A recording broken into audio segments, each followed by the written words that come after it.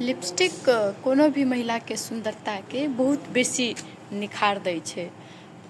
Lipstick लगेला के बाद खास कऽ के देखबै महिला के चेहरा में अलगे सुंदरता आबि जाइ छै, जाहिमे सँ लिपस्टिक लगाबऽ के कतेक आदमी के नहीं बुझल रहै छै, कियाक तऽ सब आदमी के स्किन टोन अलग अलग होइ छै। आब कोन स्किन पर कोन कलर के लिपस्टिक लगायल जाए से में बहुते आदमी कन्फ्यूज रहै छै, कियाक तऽ यदि स्किन टोन के हिसाब से लिपस्टिक लगेबै तो ओ कनिक ज़्यादा सुंदर बना दै छै। उहे अगर नहीं लगेबै तो लुक के खराब कऽ सकैए।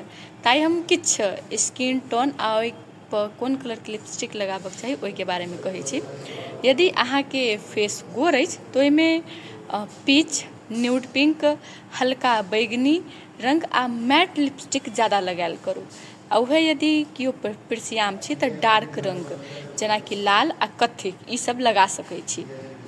यदि उहे अगर अहाँ के स्किन न्यूट्रल अछि तऽ डार्क पिंक आ ज़्यादातर मैट लिपस्टिक के प्रयोग कैल करू। उहे यदि अहाँ के रंग कनिक मध्यम अछि वा कहीं कारी छी तऽ ओइमे